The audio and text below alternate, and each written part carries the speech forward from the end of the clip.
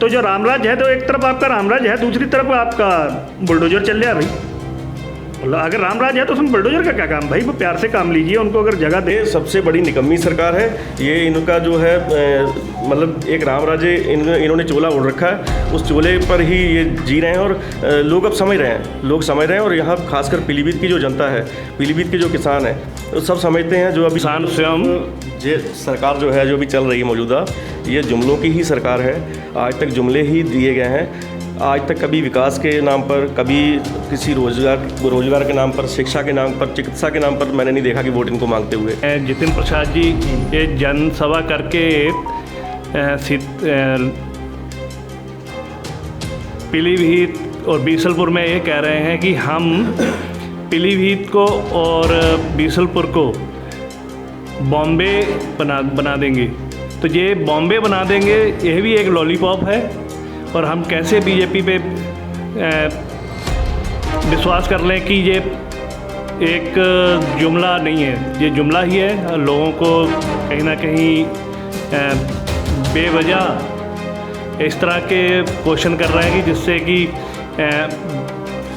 BJP मात्र राम राज्य के आधार पे ही वोट लेने के लिए वोट ले रही है। नमस्कार, मैं हूं अफजल और आप देख रहे हैं द न्यूज़ हिंदी।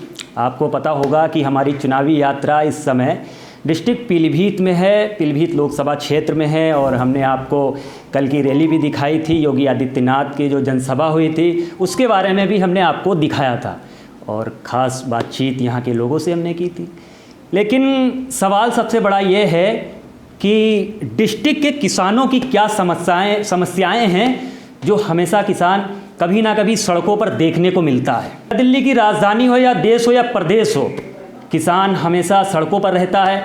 कभी एमएसपी की मांग करता है, तो कभी काले कानूनों को लेकर सड़कों पे होता है, तो कभी दामों को लेकर सड़कों पे होता है। तो हमारे साथ पीलीभीत के किसान जुड़े हुए हैं। आज हम इनसे लंबी खास बातचीत करेंगे कि आखिर 10 सालों में क्या विकास हुआ है, क्या किसानों को सुविधाएं मिली हैं जो वादे किए गए थे। तो सर बहुत बहुत स्वागत है आपका द न्यूज़ हिंदी पे। आपका नाम क्या है? जी, मेरा नाम बलजिंदर सिंह है। जी, थोड़ा सा पास आ जाते हैं। तो सर आप लोग, एक आरोप रहता है कि ये बीजेपी गवर्नमेंट जो है किसानों के साथ अन्याय करती है, तो इसमें कितना सच है? इसमें सरकार तो लगातार किसानों की हत्यासी हुई नहीं। 10 वर्ष बीत गए बीजेपी सरकार के, किसानों के 750 किसान शहीद हो गए किसान आंदोलन में। और बीजेपी सरकार के जो प्रधानमंत्री हैं, उन्होंने किसान आंदोलन में किसानों से माफ़ी मांगकर और किए जो 3 काले कानून थे उनको वापस भी लिया था, लेकिन लॉलीपॉप बनकर ही रह गए। वो आज तक लागू नहीं, उन पे जो शर्तें थी वो लागू नहीं हो पाई। और आज भी किसान को औने पौने दामों में अपनी फसल को बेचना पड़ रहा है, और एमएसपी किसानों को नहीं मिल पा रही है।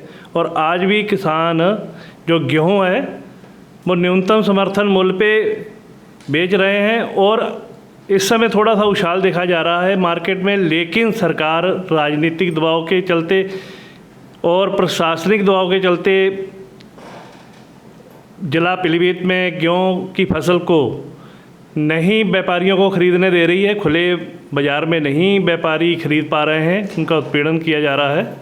इसमें व्यापारी क्या सरकार पे आरोप लगा रहे हैं या व्यापारी अपने तरफ से नहीं खरीद कर रहे हैं? व्यापारी तो ऊंचे दामों पे ख़रीदने के लिए तैयार हैं। मार्केट में 2500 रुपये गेहूँ का रेट चल भी रहा है प्रति कुंतल का, लेकिन जो सरकार के क्रय केंद्र हैं, सरकार चाह रही है कि हमारा लक्ष्य पूरा हो और जो समर्थन मूल्य है, न्यूनतम समर्थन मूल्य, उस पर किसान बेचें। लेकिन जब मार्केट में उछाल है तो किसानों पे दबाव ना बनाया जाए, और जो किसान खुले मार्केट में बेच रहे हैं उनको छूट दी जाए, और जिलाबंदी की कोई जो भी नौबत है उसे हटा दिया जाए। मेरा डीएम साहब से अनुरोध है कि बिल्कुल भी किसानों पर दबाव ना बनाया जाए। अभी सुनने में आया था कि जनपद पीलीभीत की मंडी में किसान गेहूँ लेके गया और वहाँ पे उसने आड़तीए को 2500 रुपये में बेचा, और क्रय केंद्र प्रभारियों ने उस पर दबाव बनाया, और किसान ने वह गेहूँ अपना ट्रॉली में भर के और वापस अपने घर को ले गया है। तो ये है कहीं ना कहीं देखा जाए तो किसानों का उत्पीड़न किया जा रहा है। ऐसा बिल्कुल भी नहीं होना चाहिए। अगर ऐसा होता है तो आंदोलन करने के लिए हम लोग बाध्य होंगे। आपको पता है धारा 144 लागू है, चुनाव का माहौल है, आप लोग आंदोलन नहीं कर सकते हैं। ठीक है, अपनी बात सरकार तक, प्रशासन तक पहुंचाने के लिए आप लोग कोशिश कर रहे हैं, लेकिन एक सवाल ये भी मन में है कि 2024 का लोकसभा चुनाव बहुत अहम है, क्योंकि तीसरी बार देश के प्रधानमंत्री नरेंद्र मोदी फिर से सरकार में आएंगे। उम्मीद है ये, और उनका वादा है कि हम 400 पार करेंगे। तो किसान कितना उनके साथ है? किसानों की हथियारी सरकार है। जैसा कि लखीमपुर खीरी में अजय मिश्र टैनी के पुत्र ने अपनी थार गाड़ी से किसानों को कुचल दिया था, और फिर भी आज वहाँ पे टिकट बंटवारे में अजय मिश्र टैनी को दोबारा से फिर लखीमपुर खीरी से टिकट दे दिया गया। तो ये कहीं मेरे हिसाब से तो बिल्कुल ही जो समीकरण है ठीक नहीं है, और बीजेपी सरकार किसानों की हितैषी हो ही नहीं सकती है। और 2022 में आय दुगनी करने का जो प्रधानमंत्री ने नारा दिया था, अभी तक तो किसानों की आय दुगनी हुई नहीं है। किसानों के खाते में 15 लाख रुपए नहीं आया है। तो कहाँ तक नहीं, एक तरफ देश के गृह मंत्री जी कहते हैं कि वो जुमला था, 15 लाख रुपए का आपने बात की है, तो मैं उस पर चर्चा कर लेता हूँ कि उन्होंने एक इंटरव्यू में कहा था कि ऐसे चुनावी जुमले होते रहते हैं। तो हम लोग कैसे यकीन करें, क्या 15 लाख आते तभी हमारा रोजगार या घरबार चलता? कुछ लोगों का कहना है ये। बिल्कुल सही कह रहे हैं आप। जैसा कि अभी लोकल सांसद जो यहाँ से आए हैं, जितिन प्रसाद जी, ये जनसभा करके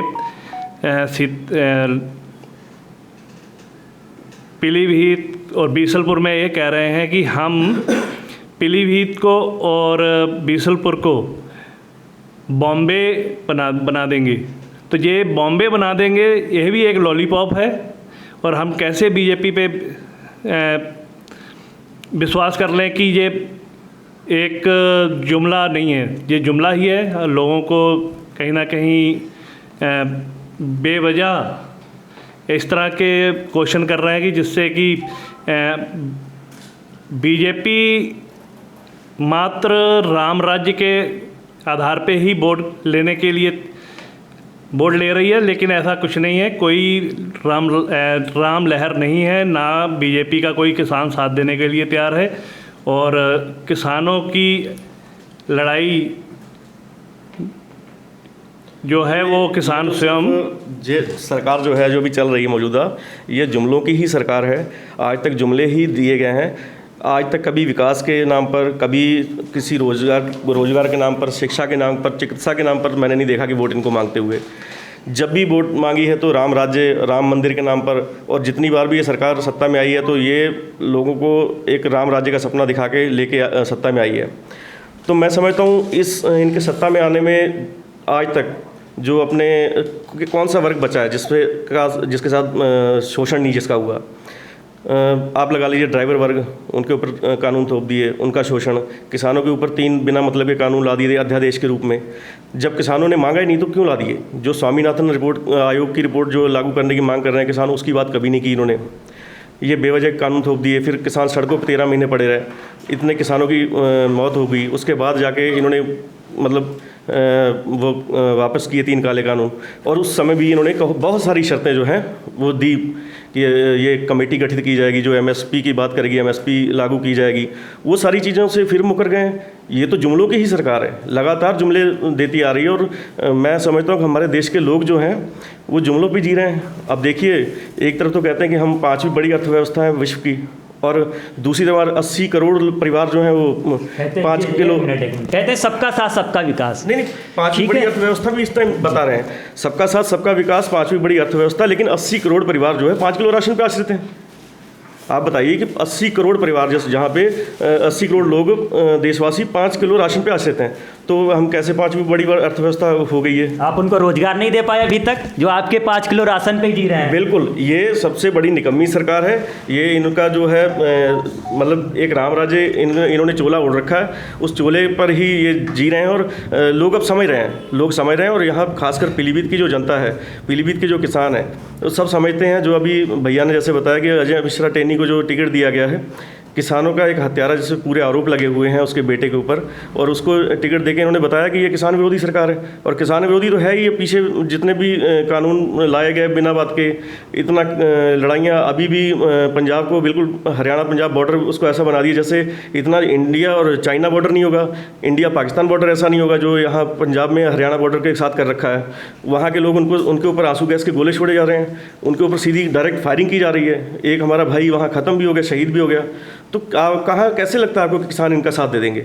हाँ, कुछ हो सकता है कि भक्ति मिलीन कुछ किसान जो हैं आंखें मूंद करके इन पे भरोसा कर लें या इनको वोट कर दें, और मैं नहीं समझता बाकी जो समझदार किसान है वो इनको वोट नहीं करेगा, समझदार वर्ग इनको कभी वोट नहीं करेगा, पढ़े लिखे युवा जो हैं वो इनको वोट नहीं करेंगे। तो इस बार सरकार आएगी या नहीं आएगी? क्योंकि वो तो कहते वादा करते कि 400 पार है भाई, इस बार हमने काम किया है, 10 साल हम जनता के साथ रहे हैं, किसानों के साथ, युवाओं के साथ, नौजवानों के साथ। और एक सवाल और भी है कि कहा था 2 करोड़ हर साल रोजगार देंगे, नौकरी देंगे, लेकिन वो तो कहीं मिल ही नहीं। कहाँ है 2 करोड़ रोजगार? और जो आप बात कर रहे हैं कि ये दावा करते हैं कि हम इस बार 400 पार, तो मैं समझता हूँ जब तक ईवीएम जो आरोप लगते आ रहे हैं, अगर वो ईवीएम रही तो हो सकता है कि ऐसा हो। लेकिन आज मैं बहुत धन्यवाद करना चाहूँगा कि आज ही के दिन सुप्रीम कोर्ट ने एक सुनवाई की है, जो एक याचिका जो पिछले साल डली थी 2023 में, उस पर सुनवाई करते हुए 17 तारीख डाली है कि बैलेट पे जो अपना इसका ईवीएम मशीन है उसमें जो एक स्लिप होती है उसकी अलग काउंटिंग की जाए। तो मैं समझता हूँ अगर उस पर सुप्रीम कोर्ट संज्ञान ले तो ले, अन्यथा कोई विकल्प नहीं है। ये इनका फिर जीत तो पक्की है जिस तरीके से ईवीएम से जीतते आ रहे हैं। और सेकंड चीज़ ये है कि बहुत धन्यवाद करूंगा मैं जो सुप्रीम कोर्ट के हमारे चीफ जस्टिस बैठे हुए हैं, जिन्होंने पहले भी बहुत सारे ऐसे फैसले लिए हैं, कड़े फैसले लिए हैं जो एक तानाशाह सरकार को रोकने में मतलब कहीं ना कहीं उनकी भूमिका रही है। अभी इलेक्टोरल बॉन्ड का मामला ले लीजिए, उस मामले में देख लीजिए कितना बड़ा स्कैम है, लेकिन कोई बोलने को तैयार नहीं। मेन स्ट्रीम मीडिया कोई बिल्कुल मर चुकी है, आखिरी सांसें गिन रही है, वो तो तलवे चाट रही है इनके, बिल्कुल साफ बात कहूँ तो। मेन स्ट्रीम मीडिया ने कहीं एक खबर नहीं चलाई इलेक्टोरल बॉन्ड की। अभी आप लोग जो हैं, बहुत धन्यवाद आप लोगों का कि आप लोग हमारी बात सुनने आए हैं, तो हमें कोई समझता ही नहीं, सुनता ही नहीं है। अगर कोई हमारी बात हम कहते भी किसी मंच से तो वो कहीं चलती नहीं है, कहीं मीडिया में चलती नहीं है। अभी एनडीटीवी की कल की खबर है, इलेक्टोरल बॉन्ड को लेके उन्होंने कोई खबर पब्लिश की थी, अब वो हट चुकी है वहाँ से, उनके जो इलेक्ट्रॉनिक चैनल जो है उससे हट चुकी है। तो सरकार के दबाव में काम चल रहा है। अभी टिकैत साहब कहते हैं ना कि कलम पर बंदूक का पहरा है, तो वो सच्चाई बात है, कलम पर बंदूक का पहरा है। जो भी कोई मुद्दा उठाता है, कोई बात करता है, उसको जेल में ठूस दिया जाता है, उसके पीछे ईडी सीबीआई ये सब कुछ लगा के। तो ये इस तरीके की राजनीति, ओछी राजनीति नहीं चाहिए।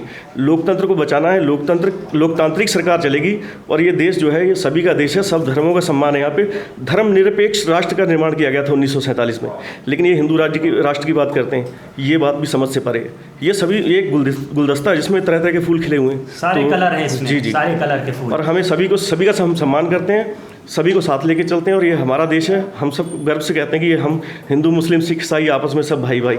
तो ये जो राम राज्य की बात करते हैं या हिंदू राष्ट्र की बात करते हैं, ये मेरी समझ में नहीं आता, और ये इनकी जो ओछी राजनीति बहुत लंबे समय तक नहीं चलेगी, और आने वाला समय जो है जनता इनको जवाब देगी। और इसी वोट अगर ये सुप्रीम कोर्ट थोड़ा कड़ा संज्ञान ले ले उस मामले में, ईवीएम मामले में, तो हो सकता है कि बहुत बड़ा फेरबदल हो जाएगा। 2024 में गठबंधन कितना मजबूत है?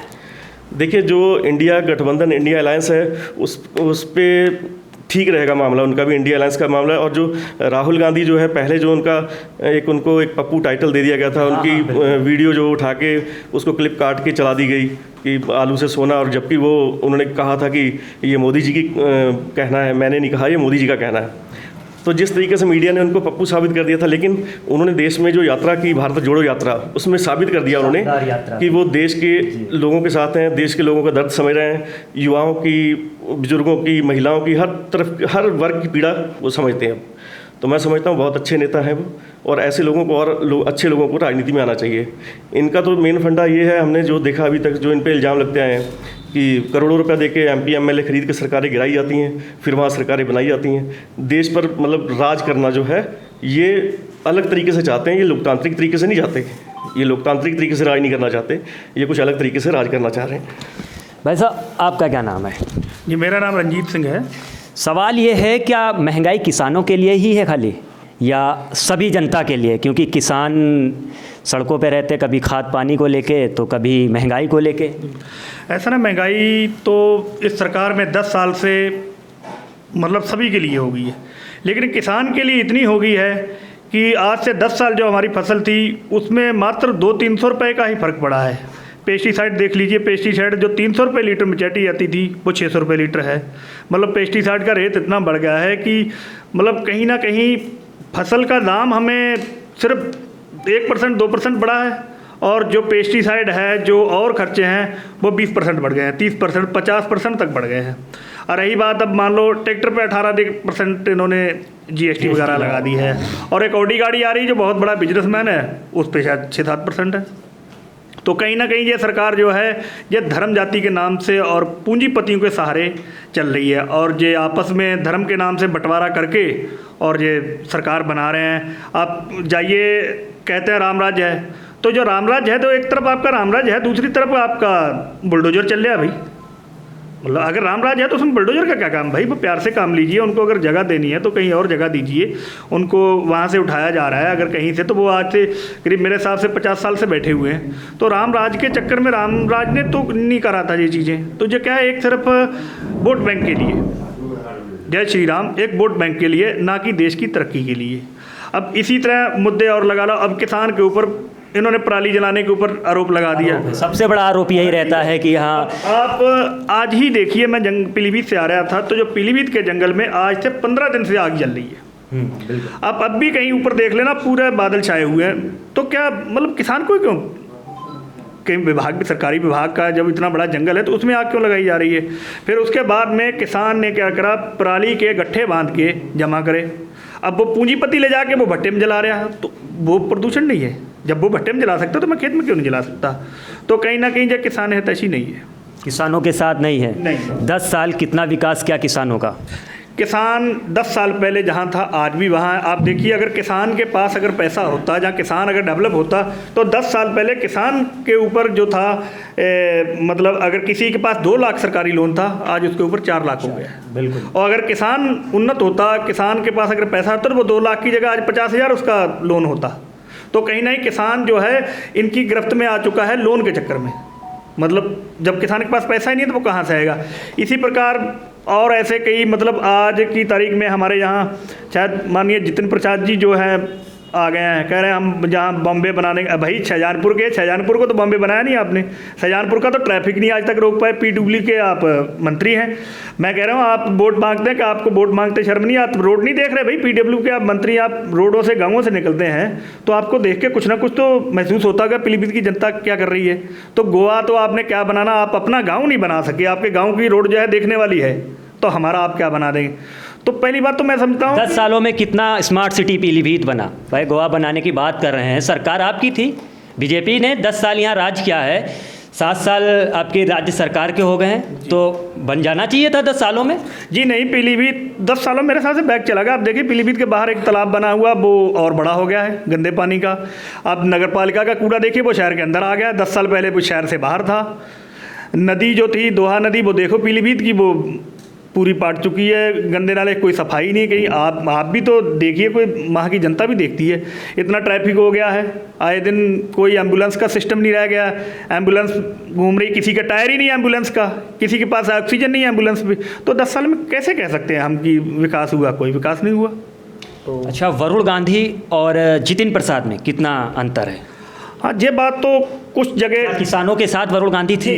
कुछ चीज़ें ऐसा है ना कि वरुण गांधी का ऐसा है कि एक आदमी किसी परिवार में अगर 20, 25, 30 साल रह जाता तो उसे परिवार से लगाव हो जाता। तो वरुण गांधी कहीं ना कहीं इस पीलीभीत से, और कब पहले उनकी माननीय मेनका गांधी जुड़ी, तो उन्हें यहाँ का पूरा आभास और दर्द हो चुका, किसानों की वो बात करते थे, और शायद इसी का खामियाजा उन्हें भुगतना पड़ा। अगर वो किसानों की बात और बेरोजगारी की बात ना करते तो शायद आज पीलीभीत के वो टिकट मिल जाता, आज वो चुनाव में उतर के घूम रहे होते। तो वरुण गांधी तो हितैषी थे पीलीभीत के, लेकिन जितिन प्रसाद जो हैं ये तो अपने क्षेत्र के नहीं हुए, जो हमारे हितैषी कहाँ से हो जाएंगे? तो ये कहीं ना कहीं उन्होंने चेहरा उतारा है नया, ये सब इनकी वोट बैंक का है सिस्टम, और इसमें ऐसा कुछ नहीं। और किसान का आप हालात देख लें, किसान का मतलब मेरे हिसाब से आज किसान 100% किसान जो है वो इतना कर्जदार हो गया है। आज से 10 साल पहले उस पर 50% कर्ज था, आज 100% कर्ज हो गया उस पर।